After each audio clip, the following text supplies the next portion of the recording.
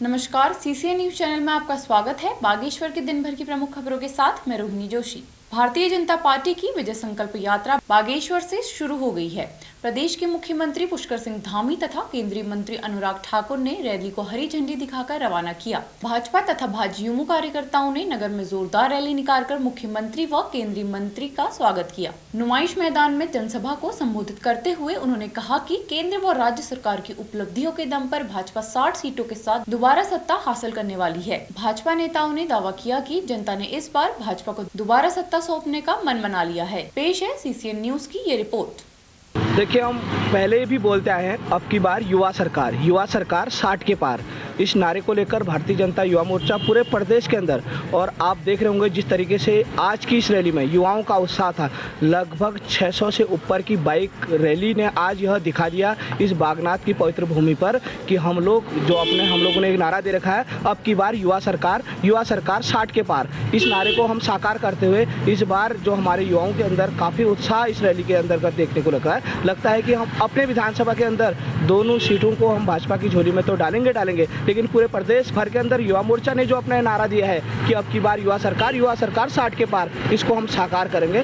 और आज की इस रैली को भव्य बनाने के लिए मैं अपनी युवा मोर्चा की पूरी टीम का हार्दिक साधुवाद करूंगा। जिस तरीके से आज की इस रैली ने पूरी दिशा और दशा बदल डाली, सब आज के इस बागेश्वर के अंदर जनता ने भी मान लिया कि युवाओं की इस भीड़ को देखकर, जिस तरीके से युवाओं ने बोला अब की बार युवा सरकार, युवाओं ने भर दी हामी पुष्कर धामी, इस नारे के साथ हम अपनी विधानसभा की दोनों सीटों को परचम बहुमत से यहाँ पर जिताएंगे और भाजपा की झोली में डालेंगे। बागनाथ की धरती पर सरयू और गोमती नदी के संगम पर जो समा बांधा है, यहाँ की जनता ने जो आशीर्वाद दिया है, मैं कहता हूँ बाग कर दिया है।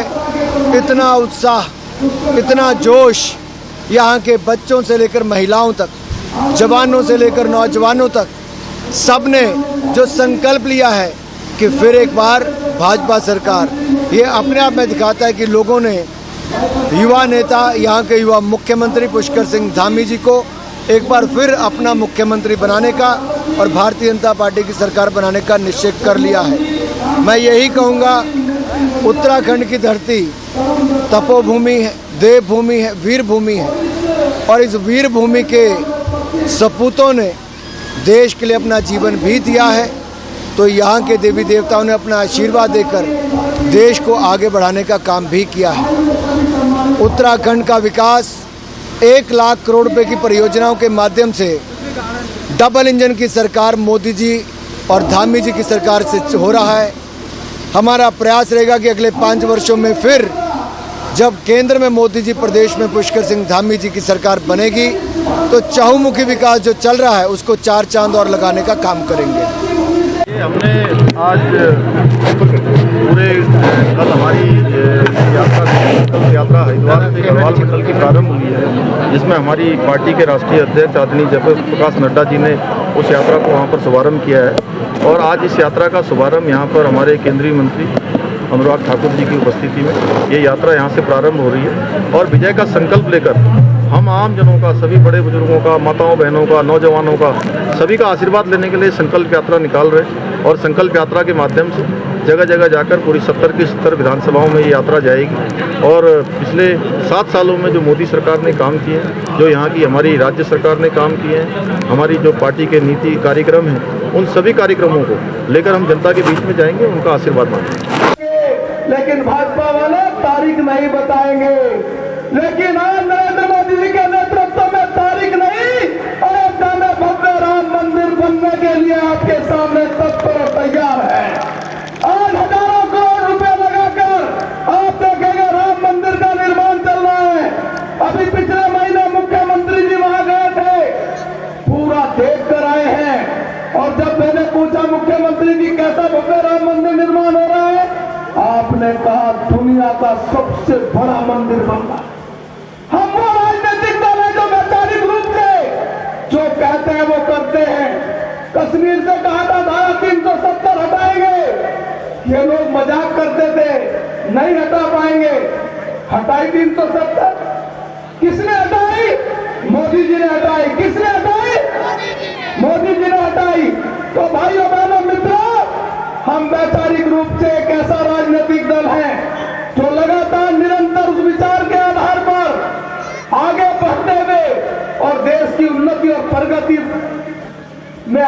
काम कर रहे हैं। हम लोग विकास की दृष्टि से अनेक योजनाएं चला रहे हैं। हम लोग जब राष्ट्र की बात आती है तो फिर राजनीतिक दल को भी पीछे छोड़कर हम राष्ट्र भावना के सामने खड़े हो जाते हैं। ऐसे राजनीतिक दल के रूप में आज फिर यहाँ उत्तराखंड राज्य में अगले 2 महीने के बाद चुनाव होने वाले हैं। इस 2 महीने में आने वाले चुनाव में सब राजनीतिक दल आएंगे, लेकिन वो राजनीतिक दल शायद आपने देखा होगा केवल चुनावी राजनीतिक दल हैं। कई राजनीतिक पार्टियां खड़ी हो गई हैं, कई राजनीतिक दल लगातार आ रहे हैं, लेकिन जब कोरोना की बात आती है, हमने 4500 की थी और जिनकी 5100 रुपए थी उनकी हमने 6000 रुपए करी थी। इसी प्रकार से हमने जो आश्रित है, पति या पत्नी में से कोई भी आंदोलनकारी है, तो हमने उनको भी पेंशन दिए जाने की व्यवस्था की थी, उसकी भी घोषणा की थी, उसका भी हमने शासनादेश निकाल दिया है। हमने पिछले दिनों कहा था हम आंगनबाड़ी बहनों की मानदेय में बढ़ोतरी करेंगे, हमने कहा था हम आशा बहनों के मानदेय में बढ़ोतरी करेंगे, हमने कहा था हम उपनल कर्मचारियों के मानदेय में बढ़ोतरी करेंगे, हमने कहा था हम भोजन माताओं का मानदेय बढ़ाएंगे, हमने कहा था हम पीआरडी जवानों का मानदेय बढ़ाएंगे, हमने कहा था कि हम सरकारी कर्मचारियों के लिए या हम ग्राम प्रधानों का उनका भी हम मानदेय बढ़ाएंगे, त्रिस्तरीय पंचायत में काम करने वालों का मानदेय बढ़ाएंगे। हमने सभी के शासनादेश निकाल दिए हैं, जितनी भी हमने घोषणाएं करी थी सबके शासनादेश निकल रहे हैं। इसी प्रकार से हमने फीचर में वीर चंद्र सिंह गढ़वाली जी की जो जन्मभूमि है, उस जन्मभूमि में मैंने घोषणा करी थी कि हम स्वस्थ युवा स्वस्थ उत्तराखंड के नाम से एक योजना प्रारंभ करेंगे और यह योजना उत्तराखंड के प्रत्येक गांव में जितनी भी हमारी ग्राम पंचायतें हैं, सारी ग्राम पंचायतों में हम एक ओपन जिम खोलेंगे। और मुझे बताते हुए खुशी हो रही है कि हमने उसके लिए सारे पैसे का इंतजाम कर दिया है, उसका भी हमने शासनादेश निकाल दिया है। हमारे दोनों विधायकगण यहाँ पर बैठे हैं, हमारे किशनदा भी बैठे हैं। ये अपनी अपनी विधानसभा में पायलट प्रोजेक्ट के रूप में हमने कहा है कि आप पहले एक गांव हर ब्लॉक का बताइए, एक गांव आप बताएंगे, जिस गांव में भी आप बताएंगे सबसे पहले हम उन गांवों में ओपन जिम खोलने का काम करेंगे। उसी की तर्ज पर हर गांव में ओपन जिम खोले जाएंगे। हम उत्तराखंड को लगातार आगे बढ़ाने के लिए हम काम कर रहे हैं। अभी हमने वात्सल्य योजना प्रारंभ करी थी। हिंदुस्तान का पहला राज्य है जहां कोरोना से माता पिता या उनके घर से जो भी कमाने वाला माता या पिता में से किसी की अगर मृत्यु हो गई है तो उन बच्चों को वात्सल्य योजना के तहत 3000 रुपए की धनराशि प्रत्येक महीने भरण पोषण के लिए दिए जाने की हमने व्यवस्था की है। महालक्ष्मी की योजना प्रारंभ करी है। नौजवान भाइयों को जैसा मदन जी भी बता रहे थे कि हमने 24,000 पदों पर भर्ती की प्रक्रिया प्रारंभ कर दी है और ये भर्ती की प्रक्रिया ही प्रारंभ नहीं गई है। हमारा लक्ष्य है कि अगले 3-4 महीनों में सारी की सारी भर्ती प्रक्रिया पूरी हो जाए और जो 24 के 24,000 पद जो लोक सेवा आयोग की परिधि के अंदर आने वाले हैं 8,000 लोगों को राहत का पैकेज सीधे डीबीटी के माध्यम से दिया जाएगा। मैं आज किसी अखबार में एक छोटा सा बयान पढ़ रहा था अपने कांग्रेसी मित्रों का। मैं देख रहा था वो कह रहे थे कि हमने कैबिनेट के माध्यम पर सरकार जो है यू टर्न ले रही है। हमने तय किया था, मैंने 15 अगस्त को ये घोषणा करी थी कि हम अपने सभी बच्चों को 10वीं और 12वीं में पढ़ने वाले या महाविद्यालय में पढ़ने वाले सरकारी डिग्री कॉलेजों में पढ़ने वाले बच्चों को इस कोरोना की महामारी के समय में जो गरीब बच्चे थे उनको पढ़ाई लिखाई करने में बहुत दिक्कत हुई, ऑनलाइन क्लासों में दिक्कत हुई, उनको आगे भविष्य में दिक्कत ना हो, उनको हम सब मुफ्त का हम टैबलेट उपलब्ध कराएंगे जिससे बच्चे हमारे जो मुख्य धारा में आकर पढ़ाई को अपनी पूरी कर पाएंगे। लेकिन लंबा समय थोड़ा लग गया क्योंकि उसकी टेंडर की प्रक्रिया बहुत सारी जगह पर इतने सारे टैबलेट मिल नहीं पा रहे। हमने बहुत सारी कंपनियों से बात करने की कोशिश करी, हमने टेंडर की प्रक्रिया भी करी, लेकिन अब क्योंकि नया सेशन भी आने वाला है तो हमने तय किया कि हम स्कूलों के माध्यम से ये सुनिश्चित करवाएंगे, हम सीधे सीधे बच्चों के उनके बैंक खाते खुलवाकर डायरेक्ट बैंक डीबीटी के माध्यम से उनके बैंक खातों में सीधे पैसा डालेंगे और वो टैबलेट खरीदवाएंगे जल्दी से जल्दी। हमने तय किया है कि अगले 10 दिनों में हमें टैबलेट की प्रक्रिया पूरी कर लेंगे। मैं आपको बताना चाहता हूँ, हम चुनाव को लेकर कोई काम नहीं कर रहे हैं। कई बार हमारे जो विपक्षी दल हैं जो सैनिकों के बारे में कहते थे, मैं एक सैनिक का बेटा हूं, मैं जानता हूं सेना के लोग कैसे काम करते हैं, सेना के लोगों को कितनी परेशानी होती है। और हमारा ये उत्तराखंड वीर भूमि है, ये सैनिकों की भूमि है। आज हम जनरल रावत का भी मुझे हर समय स्मरण आ रहा है, क्योंकि अभी उनकी 13वीं नहीं हुई, कल उनकी 13वीं है। अभी कांग्रेस पार्टी की रैली हुई देहरादून में, और उस रैली में उन्होंने बड़ा चित्र लगाया था मंच पर जनरल रावत का, जनरल बिपिन रावत जी का चित्र लगाया था। और आज से कुछ साल पहले यही पार्टी थी जो कहती थी कि ये जनरल रावत गली के गुंडे हैं, चौराहे के गुंडे हैं। और आज राजनीति के चक्कर में चुनाव सामने देखकर उनका एक पोस्टर लगाने को मजबूर हो। शर्म आनी चाहिए इनको, जो सेना से सर्जिकल स्ट्राइक का सबूत मांगते हैं। सेना के लिए कोई काम नहीं किया, 40 सालों तक 1 रैंक और 1 पेंशन की जो सैनिकों की मांग थी, उसको कभी पूरा नहीं किया। ये 40 साल रुकी हुई पुरानी मांग अगर किसी ने पूरी की तो जो सैनिकों का दर्द समझ सकता था, जो राष्ट्रभक्त भारत मां के लाल नरेंद्र भाई मोदी ने 1 रैंक और 1 पेंशन लागू किया।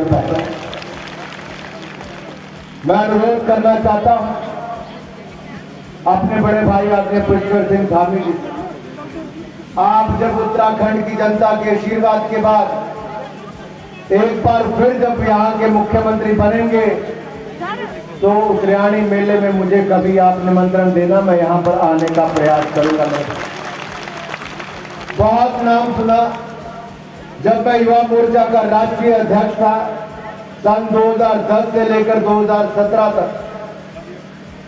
यहाँ मेरे युवा मोर्चा के बहुत सारे साथी, मैं 3 बार लगातार देश का युवा मोर्चा का अध्यक्ष बना भारतीय जनता पार्टी।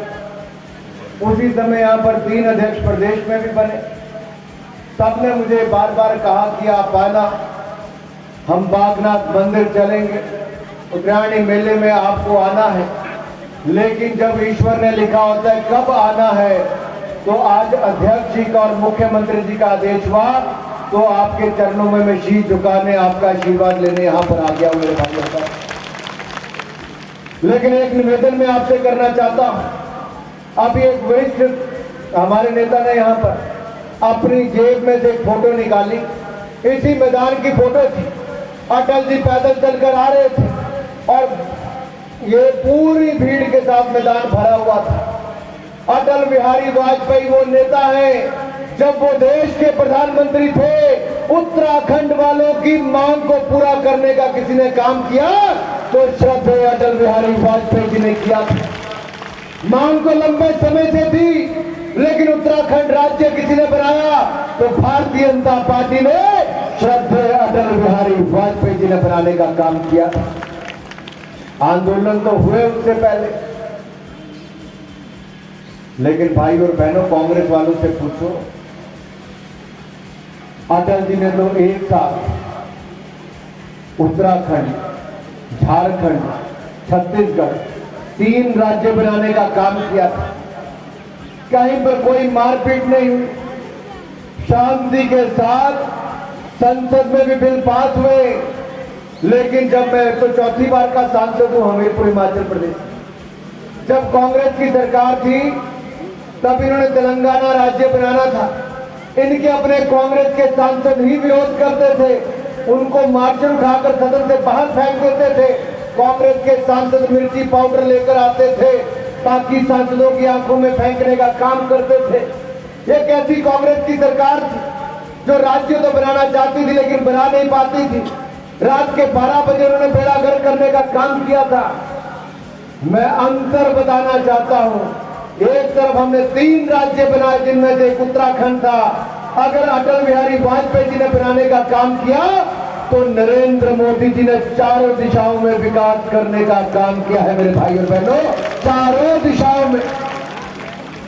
और अब जब एक नौजवान के हाथों में उत्तराखंड की बागडोर आई है, पुष्प पुष्कर सिंह धामी जी और नरेंद्र मोदी जी का डबल इंजन की सरकार आई है तो विकास रुकेगा नहीं, 4 गुना ज्यादा रफ्तार से चलेगा।